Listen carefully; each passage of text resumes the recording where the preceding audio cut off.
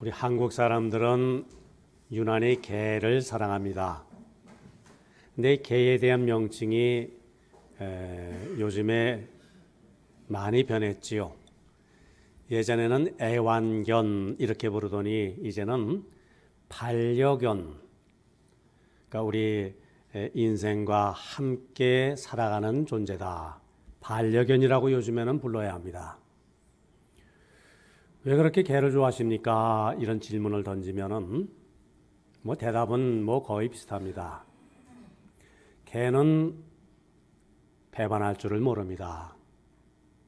사람은 친구는 말할 것도 없고 때로는 자녀들까지 자식들까지 키워놓으면 은혜를 저버리는 일이 많은데 개는 은혜를 압니다. 개는 배반하지 않습니다. 그렇게들 말합니다. 좋은 말은 아닙니다만은 배은망덕한 사람을 가리켜서 개만도 못하다. 그렇게들 또 말하지도 않습니까? 사람이 사람다울 수 있는 기준이 있는데 그것은 은혜를 아는 것이다. 그런 말이 아니겠습니까? 은혜를 은혜로 아는 사람이 바로 사람다운 사람이다. 그 말이죠. 성경이 말씀하고 있는 이 은혜라고 하는 그 단어에 담겨 있는 뜻은 거저 주는 것, 그런 뜻이 담겨 있습니다. 공짜란 말이지요. 그러므로 은혜를 안다는 것은 거저 받은 것을 안다는 뜻입니다. 받을 만한 자격이 없는데도 거저 받았다는 것을 아는 사람, 그것이 사람의 기본 조건이라는 것이지요. 그래서 부모님의 은혜, 스승님의 은혜를 강조하고 또 신앙적으로는 하나님의 은혜를 깊이 감사하며 또 감격하고 사는 데에 바로 거기에 우리 인간의 인간됨, 신앙인의 신앙인됨이 있다. 이렇게 말할 수가 있겠지요. 오늘 성경 본문 가운데서 사도 바울은 말씀하고 있습니다. 내가 나된 것은 하나님의 은혜로 된 것이니. 그는 은혜를 구하는 것 아닙니다. 이미 은혜를 받은 자라는 것입니다. 은혜를 받으려고 수고하는 자가 아닙니다. 이미 받은 은혜를 감격해서 살아가는 존재라는 것이지요. 사실 은혜는 나보다 먼저 있었습니다. 내가 있기 전에 이미 은혜가 있었고요. 내가 아직 은혜를 모를 때 하나님은 나에게 은혜를 베풀어 주셨습니다. 내가 지금 생각하는 이 은혜라고 하는 것은 다만 지금 내가 깨달을 뿐인 것이죠. 깨달음이 지금일 뿐이지 은혜 사건은 이미 오래전에 있었다는 말입니다. 때로는 내가 부족해서 이 하나님의 크신 은혜를 그저 또 잊기도 하고 저버리기도 하고 배반하기도 하고 떠나 살 때도 있었지만은 그러나 이 은혜는 조금도 줄어들지를 않습니다. 비가 와도 바다는 젖지 않는다, 이런 말이 있습니다. 이 바다 얼마나 크고 얼마나 넓습니까? 비가 온다고 바닷물이 높아집니까? 비가 안 온다고 줄어듭니까? 우리의 부족함이, 인생의 부족함이 하나님의 그 은혜를 결코 제한할 수가 없습니다. 자, 우리가 생각해 보면은 우리에게 생명 주심이 하나님의 은혜입니다. 생명은 누구 겁니까? 내 것입니까? 하나님으로부터 받은 최고의 선물은 생명입니다. 천하보다 귀한 생명을 주신 분은 부모님이 아니지요. 하나님이십니다. 생명의 근원, 생명의 본체 되시는 하나님께서 부모님을 통해서, 부모님의 몸을 통해서 우리가 생명을 갖도록 하나님께서 은혜를 베풀어 주신 것이지요. 자, 우리가 이렇게 숨쉬며 살 수 있다고 하는 것, 뭐 기뻐하고 행복해하고 뭐 때로는 뭐 문제를 안고 살지만은 그 문제와 씨름하며 살 수 있는 그 힘, 용기를 덧입고 산다고 하는 것, 이 모든 것이 은혜지요. 그래서 시편 시인은 노래하고 있지 않습니까? 호흡이 있는 자마다 하나님을 찬양할지어다. 또한 내가 하나님의 자녀가 된 것이 하나님의 은혜지요. 세상엔 참으로 많은 사람들이 살고 있는데요. 그 많은 70억 인류 가운데서 특별히 나를 지명해 불러서 너는 내 것이다, 내 자녀다. 자, 그래서 나에게 믿음을 주셔서 하나님을 바라보며 살게 하시고 예수 그리스도를 나의 구주로 믿게 하시고 지금 이 순간도 성령의 도우심, 인도하심 속에 살 수 있도록 금보다 귀한 믿음을 주신 것. 이런 특별한 하나님의 은혜가 아닐 수가 없습니다. 나에게 하나님의 자녀될 만한 어떤 아름다움이 있어서가 아닙니다. 내가 남보다 잘나서도 아니지요. 신앙생활 열심히 해서가 아닙니다. 그러면 뭡니까? 전적인 하나님의 은혜로 나를 하나님의 자녀로 삼아주셨으니 그저 우리는 하나님의 자녀라는 이 특권 속에 살아갈 뿐이지요. 그리고 필요한 건강을 주신 것도 하나님의 은혜입니다. 때로는 병들고 뭐 아프고 뭐 그 가운데 살지만은 그것까지도 하나님의 은혜라. 우리는 이렇게 소화하며 살 수 있습니다. 자, 사도 바울 어떤 인물입니까? 신약 성경 한 절반 정도 쓴 분입니다. 최고의 신학자다. 그렇게 일컬음을 받기도 합니다. 자, 그런데 이런 믿음의 인물이었는데요. 인간적으로 보면은 뭐 평생을 고난 속에 뭐 가시밭 속에서 뭐 이리저리 가시에 찔리면서 뭐 상처를 받으면서 아픔의 생애를 살았지요. 그에게는 큰 고통이 있었습니다. 주여, 이 고통을 좀 제하여 주시옵소서. 3번 간구했다고 성경에 기록되어 있습니다. 3번 기도했다, 그런 말이 아닙니다.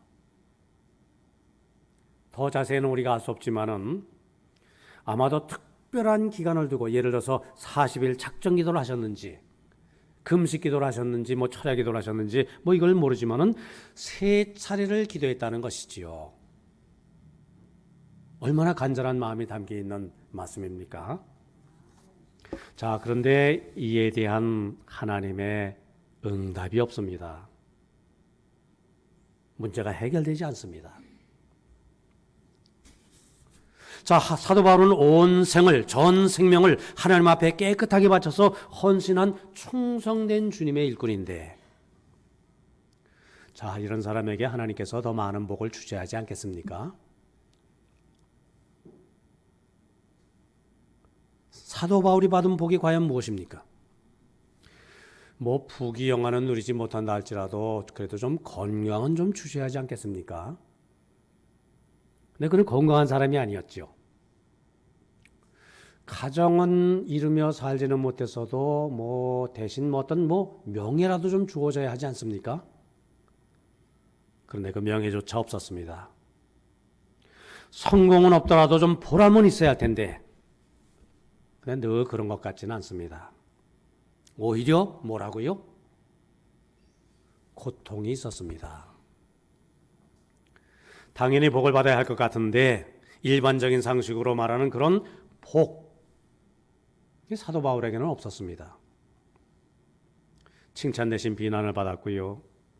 동족의 오해와 친구들의 모래 속에서 외롭게 살면서 복음을 전했어야만 했습니다. 그리고 이 결정적인 고민이 또 하나 있지요. 뭡니까? 사도 바울은 그것을 육체의 가시, 사탄의 사자 이렇게 표현합니다.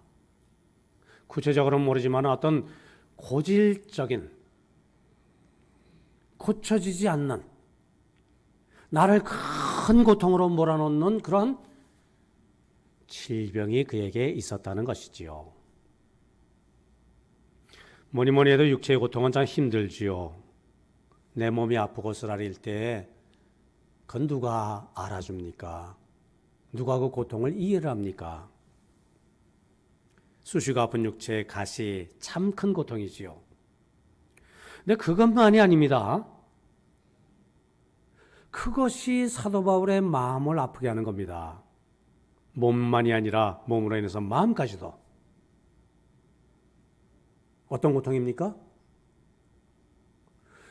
주의 종이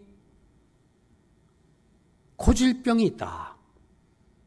무슨 말입니까? 남에게 안수해서 그 병을 고치고요. 사도 바울이 쓰던 그 손수건 만으로도 그거 손수건만 닿아도 병을 낫게 했는데, 그런데 내 자신은 정작 내 자신은 그 고질병에 이렇게 고통을 당합니다.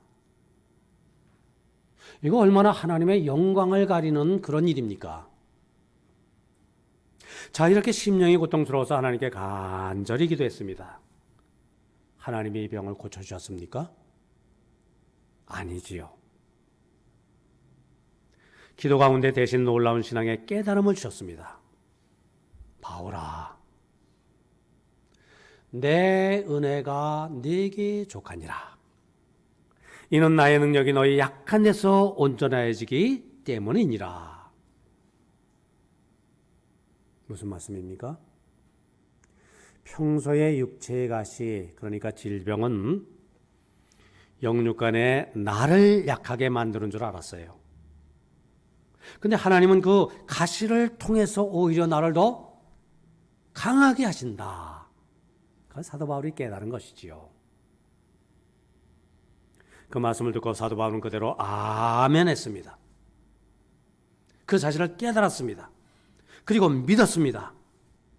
혹시 지금 당장은 좀 납득이 안 되는 부분이 있다 할지라도 그 부분까지도 그대로 믿은 것이죠. 충분한 것으로 받아들였습니다. 즉, 가시가 없어져서 감사한 것이 아니라 그 가시를 이길 수 있는 힘을 주시는 하나님, 그 하나님의 그 은혜가 더 큰 은혜임을 깨달은 것이지요.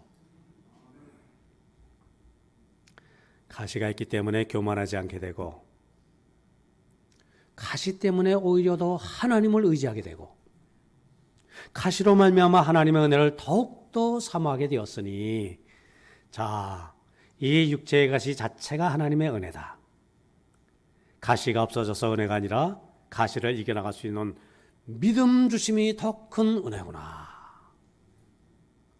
사도 바울의 믿음입니다. 사도 바울의 깨달음입니다. 한 가지 더, 사명 주심이 하나님의 은혜입니다.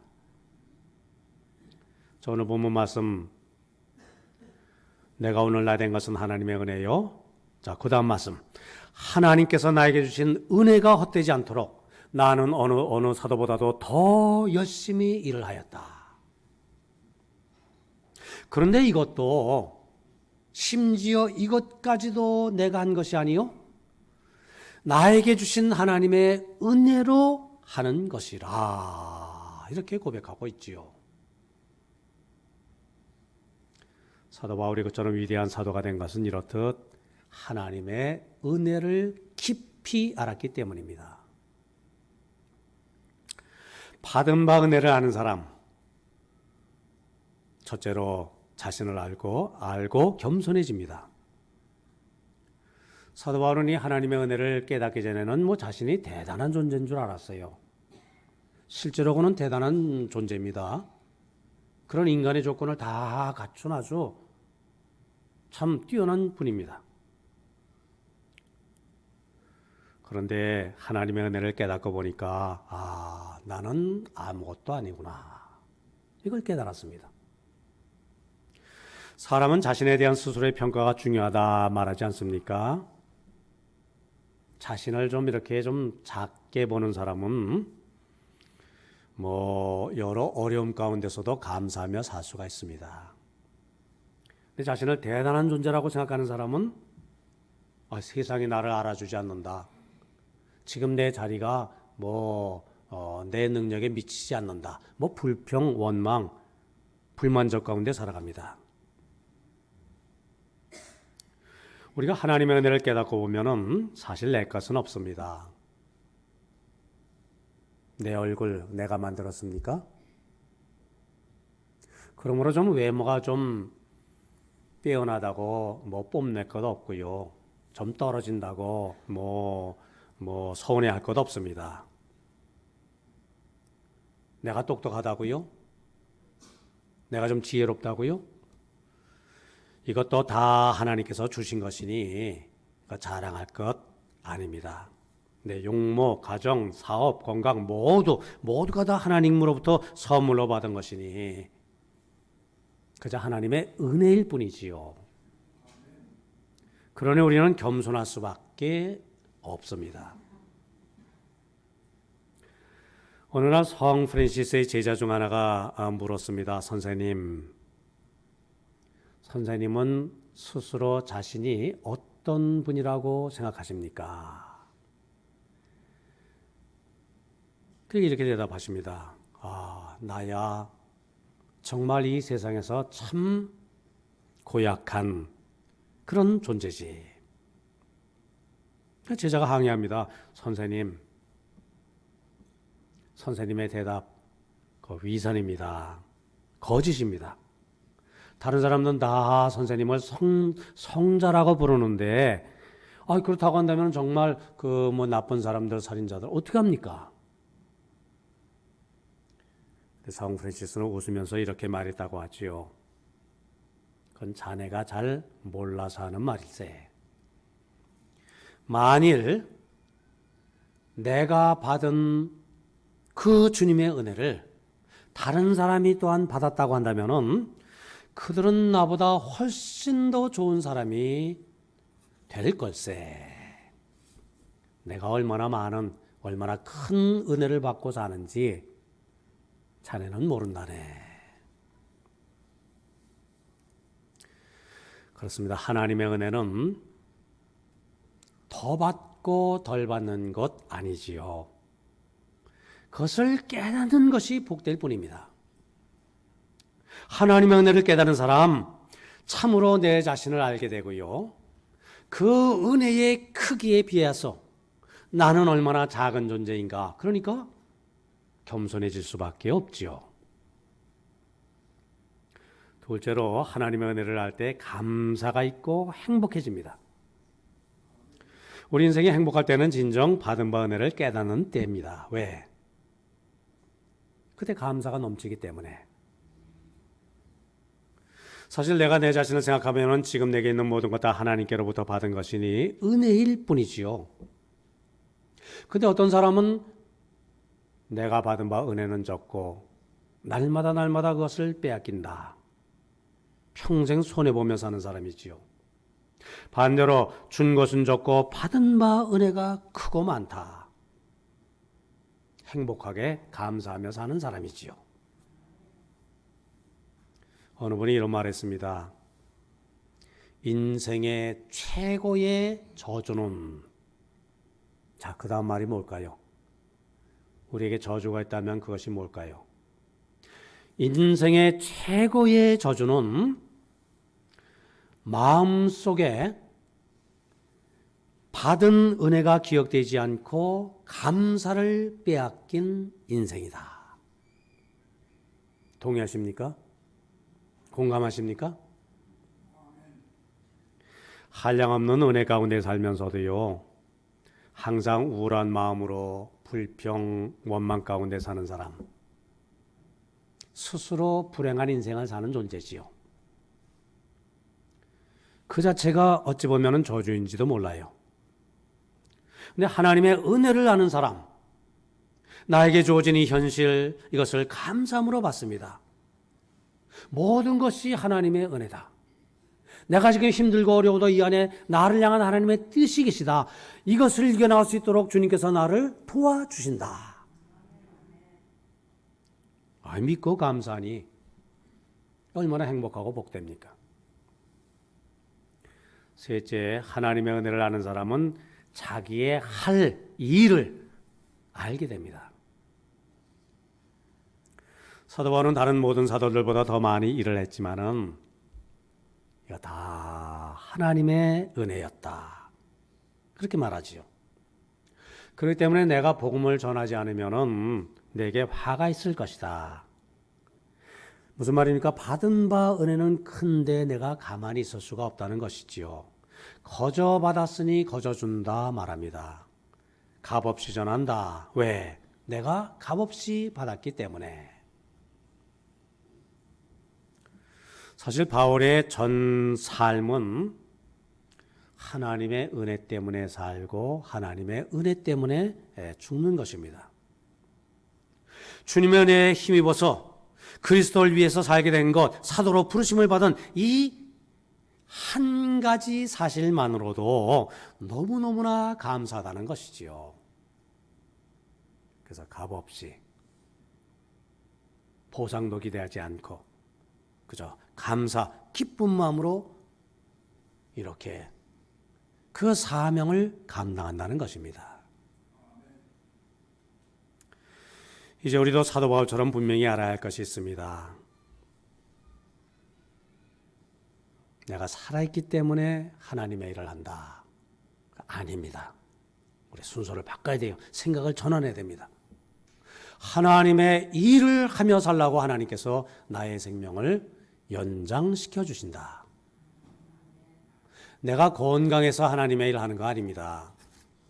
하나님의 일을 감당하라고 필요한 건강을 하나님께서 주시는 줄 믿습니다. 물질이 있어서 주님께 바치는 것 아니지요. 시간이 있어서 내가 헌신하는 것 아니지요. 하나님의 일에 힘쓰라고 나에게 하나님께서 시간도 주시고 물질도 주시고 여러 삶의 여건, 상황을 허락해 주시는 줄 믿습니다. 여기에 크신 하나님의 은혜와 사랑이 있는 줄 믿습니다. 자, 말씀을 마칩니다. 오늘 대림절 둘째 주일. 왜 아기 예수님께서 이 땅에 오셨습니까? 왜 우리는 성탄, 주님의 탄생을 기다리고 준비합니까? 은혜 때문입니다. 평화의 왕, 생명의 주, 진리의 근원, 우리 인류의 구세주께서 탄생하셨다는 그 자체, 탄생하신 그 사실, 놀라운 하나님의 은혜 가운데서 되어지는 일이기 때문이지요. 또 우리가 교회적으로는 오늘 오후 임직 및 은퇴식을 갖습니다. 주님의 몸된 교회를 위해서 귀한 일을 감당하다가 은퇴하신다고 하는 것, 이 귀한 일이지요. 일꾼을 세운다고 하는 것, 우리 모두가 새로운 사명감을 확인하는 귀한 일인데요. 이 모든 일이 은혜 속에 되어지는 일인 줄 믿습니다. 나된 것은 하나님의 은혜로 된 것이니. 자, 바라기는 우리 성도님들 이 하나님의 은혜를 깊이 깊이 깨닫고요. 매일매일을 이 은혜 가운데 살아가시는 우리 성도님들 다들 되시기를 바랍니다.